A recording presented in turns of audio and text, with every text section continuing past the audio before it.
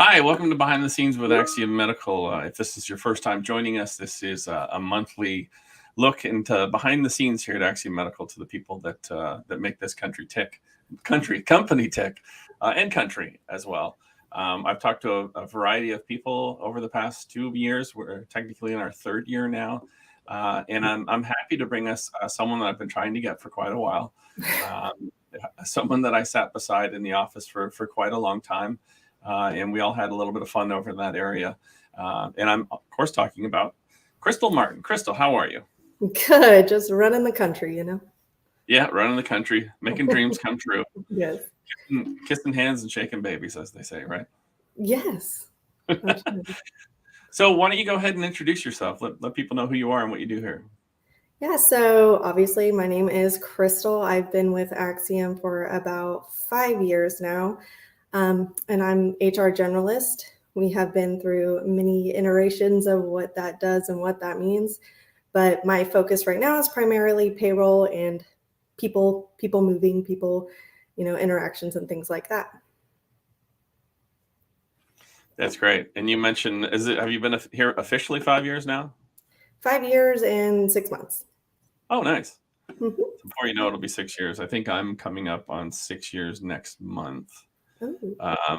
And Kristal, like a few of us, worked in the office quite right before COVID, and it was an interesting time. Like for us, Dom and I, who were in the same area as Kristal, Madison, and Tony on the HR team, we had moved over to buy sales, and we'd just been there. It seemed like 5 minutes, and then we were sent home. What was it like for you guys on your team? I'm sure it was pretty much the same as everyone else in the company, but walk me through what that was like on your side. Moving home. Yeah, coming from working every day in the office to moving home and not knowing what's going on. So my experience was probably a lot the same, but only made a little different because I was 8 months pregnant. So we went home on March 13th. I had my daughter in April. So it was very scary for me, just not knowing what the future was going to hold, not only for like my job, but for having a kid as well. My husband and I shared our office in our house for a short period of time, and we sat back to back, and that was awful. Honestly, he would tell me I was being too loud, and I'm like, you're too loud. I'm talking over you. So it was interesting. And then probably the worst part was we were having construction done in our bathroom, and then it shut down. Everything shut down, and the construction workers were like, we can't come back. Like, you have to come back. There's a hole in our bathroom floor. You have to come back. But it has been an adjustment that I've liked now. Looking back, I'm thankful for it. I've made the drive to the Woodlands a few times since then, and I'm like, how did I do this every single day? Yeah, I feel the same way. I think it was about 31 miles each way for me, and then driving for lunch. I just got a car a year after I started, and I think I put something like 30,000 miles in that first year I had the car. It was a lot. So I don't miss driving to the Woodlands, but for people to paint the picture, think back in March 2020, Friday, March 13th was actually a Friday. So it had a little bit more spookiness to it. Mm-hmm. So how did you come to be here at Axiom? What were you doing prior to this? So right after college, I went to A&M, and right after college, I started at a wedding venue called the Aston Mansion. Shout out to my Aston Mansion people. I love them still. We did weddings, special events, and things like that. And I was the special event coordinator there. Loved it. But then as you get out of college and realize that your weekends are kind of sacred, they're not as much fun as they were in college, and you can't stay out till 2 anymore. I moved into a more corporate position. I wanted to get my foot in the door in HR, and with HR certifications, you have to have experience to take the certification test. It's kind of like the egg and the chicken thing. So I started as an executive assistant and did HR for them, kind of without the official title, and then worked my way up until I was able to take the certification. Once I got my certification, I applied for like a true generalist role, which was here. And I have been here since. That's great. Yeah, I remember when the department grew. When I was there, it was basically one person. Mm-hmm. It started to grow over time, and Tony, who had been in a whole bunch of roles at Axiom, ended up coming over and being with you guys. Yeah. You guys had a lot of fun. I know that every year at Christmas, when we decorate the office, you guys would go all out and have a great time. Yep, we love to decorate. That's part of I'm like the special event planner goes right into HR because you get to like do all that fun stuff kind of still. And it's not pressure because it's not technically a part of your job, but it's worth it. Are you still continuing that tradition? Do you decorate Halloween at home? Yeah. So my house is for Christmas more so, but what I would bring for Halloween every year was literally just the setup from one of the rooms in my house, which is officially it's the Harry Potter room. Now it's a nursery, which is still Harry Potter themed. And we maintained it for our second daughter. So we just like shifted our other daughter into a different room. And she has a safari room, which is decked out all animals, jungle animals. She has like an elephant print comforter, went all out for that. And then for Christmas, it's, the 12-foot Christmas tree. And I tried to maintain a little bit of self-control, but it doesn't really work. I was thinking about you the other day because I found a notebook and I'm trying to find it right now to see if I can I know find what it. it is. Yeah, some back history. It was raining buckets here at the office, and there was a raccoon that was kind of holding on into a sewer drain, and myself and a coworker were getting out there and trying to save the thing. It was quite traumatic. It was. And I don't know how long after it was, but Kristal bought each of us a notebook with a raccoon on it that said, "I just freaking love raccoons." I still have it. It's somewhere around here. That was it was dramatic. We called the animal control. We were out there trying to pry the grate off of the drain because that poor little raccoon. And some people are like, "Why are you guys out there?" I'm like, "It's sad." They have hands. What was that? They have hands. He was like reaching his hand through for help. It was so sad. Yeah. I don't know what happened to him. I like to think that he got out or she, whatever it was, and made it through. So let's talk about you are probably the biggest Harry Potter fan that I've ever met, and I've met a lot of Harry Potter fans, but I've never met one as rare. What's that? I said we're not rare. We're not. No, you're not rare, but I mean, for me, my anecdotal evidence, you're the biggest Harry Potter fan out there. So what's your favorite Harry Potter book? So I like probably gonna say the sixth one. I like the one like where they're kind of coming into their teenage years and all the angst and stuff like that. I don't know why I find it the funniest. And that's the sixth one. Nice. I'm going to come back to the Harry Potter thing, but we've got a couple comments here. Sarah on the marketing team says, "Woo, former wedding vendors, former care waiter here. Cater waiter." Yeah. I'm having a lot of struggles today. It's been a struggle day for sure. Shannon says, "Nice to see you, Kristal." PHR. Oh, Shannon. I'm not sure what PHR means. Professional Human Resource. It's our title, like our badge. Oh, there you go. I'm learning registered nurse. Right. There you go. And Dara says, "What's her family dressing up for Halloween as?" Moana. So Jordan, the 3.5-year-old, says she's going to be Moana this year. So dad's going to be Maui, baby sister's going to be Hey Hey, and I am going to be Tafiti. I have the green wig and everything. Nice. Yeah. That's awesome.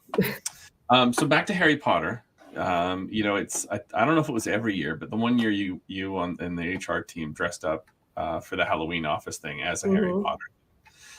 How fun was that prepping for that? Like how much of that stuff did you already have in storage? And you're like, yes, my time has come, or or did it just come together? So none of it was all displayed in that room, and the backstory on why I have all of that stuff. So I know I'm a huge Harry Potter fan, and I don't think I'm the biggest one out there. So like to me, I'm like, it's not that big of a deal. But when I name everything out, it does sound crazy. So we got engaged at Universal Studio Harry Potter World. my husband put like the ring on a wand and everything. It was super cute. So then we had our engagement photos there as well. And then our rehearsal dinner for our wedding was Harry Potter themed, went all out for that. And it was kind of just my excuse to go crazy, buy all the things, make all the potions, get whatever I wanted that was Harry Potter inspired. And then from there, I owned it. Maybe it was in storage for a year, but once we bought a house, I was like, this room is mine. My husband has the office, and it is floor to ceiling A&M. The Harry Potter room was mine, and I got to decorate. My inspiration was I wanted it to look like the Hogwarts Express carriage, so like where they're sitting in the train with the luggage on top. I had huge luggage on the floor and things like that. I had the coats hanging up behind the seat that I have, things like that. So really all of the stuff I brought to the office to decorate, I just packaged it up and took it there. And That's great. The best, I got to dust it was mainly the nice dusting. That's so much fun. Unfortunately, I've never read any of the books. I saw the first movie. I remember when it came out, and the fandom for it was just through the roof, and people waiting overnight to get the books when they first came out. And I thought all of that was fantastic because there was all these people that just wanted to read books, and I can't remember the last time there was people camping out for books en masse, like all over the world. Yeah, Did you? And I'm aging myself, but I was Harry Potter's age, like as they were coming out. Oh, that's fun. So it was like, that's why I probably liked it so much. Yeah, you can totally relate. Yeah. I know plenty of adults my age that have read them. Maybe one of these days I'll read them. It's a lot. Good. I have a few copies. If you want, I can send them over your way. All right, thanks. So we talked about, you working here. What do you do? Where you came from? Harry Potter. What else do you do? I mean, you've got 2 kids. You got 2 young kids. Do you guys ever get away? Do you ever, go on vacations, find some time away by yourselves, or what's your favorite thing to do outside of work and outside of stress to relieve things? So right now, our big thing is we bought a camper in 2021, and so camping trips are our go-to getaway, get out of the house, because I don't enjoy necessarily flying with children. I like to travel. We've taken my daughter on 2 flights. They were all right, not my thing, but the camper has been like a godsend because if we can drive it, we can get there, and our daughter loves it. And we can pretty much do water, do, the outdoors. We've been to Fredericksburg, so there's some wine there. So that's probably like our go-to vacation. If it's not camping, we travel up to Cape Cod, Massachusetts, where some of my family lives, every other year. And that's like, I have to go. That's where I want to go. That's where I want to be and spend a full week there. And then we alternate with like Garner State Park, which is also camping, but that's on my husband's family loves to get together there. So we try to go every other year to those. Hobbies with kids, where's the time? But I used to be super into running. We would run the Houston half marathon every January. I ran the last one in 2020 when I was still pregnant. Haven't ran one since, but I told my husband, like, 2025 is my year. I get to train 2024. I'm running in 2025. You have to stay home because he's taking advantage right now, and he's running the full, which is a lot more training, obviously. So he's using me not being able to run more on his side. So I'm looking forward to picking that back up. Well, that's a good goal. You'll kick butt in it. I just got to finish. Yeah, you'll do it. You'll do it. I believe in you. Taking your kids camping, I think, is a fantastic thing to do for kids. That's what my parents did. We grew up in the summer in Canada is not so long as it is here. It seems like it's, you wake up in the morning and then go to bed at night and it's gone. Mm-hmm. So we would camp out a lot. We had one of those old school, like it looks like a brick kind of thing. Mm-hmm. And you wind it up and it folds out like that, a pop top kind of thing. Okay. We took that thing everywhere and into the States, all over Ontario, and I loved it. It was fantastic. I cherish those memories. Yep. So that's the kind of camper we used before we purchased one. We would borrow his dad's camper pop-up, and they call it the pop-up. And we would go to like the river, and those were the good ones for like when you were in your 20s and nobody really cared. So we would go with like 3 or 4 other people and all sleep in this pop-up camper and just spend the weekend outside, which was fun. Yeah, it's an easy one. Just hitch it to a car and you're gone.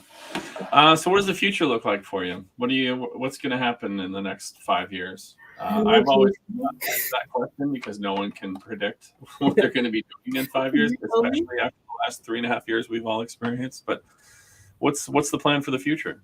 So we're definitely going to be looking at a bigger house, hopefully, that I will have my own office and I'm not, confined to the garage where I can hear everything outside. But other than that, I think in terms of kids, we like the 2 right now. That sounds great for us. We're going to stay in the Houston area. And in terms of HR, Axiom, I mean, I am super happy here. HR is, I think, really good fit for me, my personality, and there's always so much to learn in the industry. So you can't ever stop learning. So I'll continue in that route. One thing I've always admired, especially from you and Madison, is your calm demeanor. Because in HR, you've got to deal with a lot of people, and not to say that there's overtly difficult people in our company, but a lot of people come up with they're met with a lot of difficulty that seems really quick, and you and Madison just seem to calm things down and smooth things out, and that's very commendable. Because if that was me, I would be like, yeah, I can do that, and then I'd run into the closet and scream. Which I've done a lot today, but not because of that. Because of that. Yeah, I think my experience doing weddings, honestly, was the best training. And events, waiters. Yeah, you deal with a lot of different types of personalities. And, the biggest difference is these people are paying you to have their wedding. So they expect the world from you, which fair. But sometimes we had to tell a lady, no, you can't put peacocks in the reception because they will chase people. We cannot just let the peacocks go and be cool little animals walking around your reception. And when people have that vision, it's that they're tied to, you have to deliver it and be able to stay calm when they get angry. Right. No, I'm sorry, but wild birds will attack people. It's a proven thing. We can't do it. Yeah. And I think I remember there being something about peacocks are attracted to white. So it's the white dress is just going to set them off and you're going to hate it. I do photography, and I've always had friends like, hey, you should do wedding photography. And I've shot a couple weddings, and I've been to a bunch of weddings. And the most annoying thing about shooting a wedding or being at a wedding and feeling sympathy for the photographers, there's always that uncle. It's like, hey, go over there. It's a good photo over there. You can do it. There's a good angle.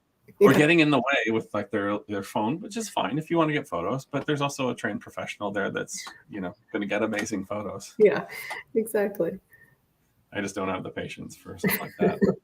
Hey, we got a couple more comments. Michelle says, hi, Kristal. Love the idea of the camper. Such great memories for kiddos. What type of camper do you have right now? And are you going somewhere over the holidays? So that's funny you asked, because someone asked me the other day what kind of camper we had. And I told my husband, I was like, I don't know. It's a Stratus, and I don't know. It's a pop out. It does have a slide or whatever. But it's a Stratus. That's what I learned recently. And over the holidays, so we have a few trips coming up. I think we're going to try to go to Canton. Don't know if anybody's heard of Canton, but it's a huge flea market. And that's a lot of fun before the holidays because you can get a bunch of gifts and things like that. I know that we're going to try to go somewhere else. Now I can't remember. We just over Labor Day, though, we were in Galveston. We stayed at the KOA in Galveston, which was really nice. Highly recommend that.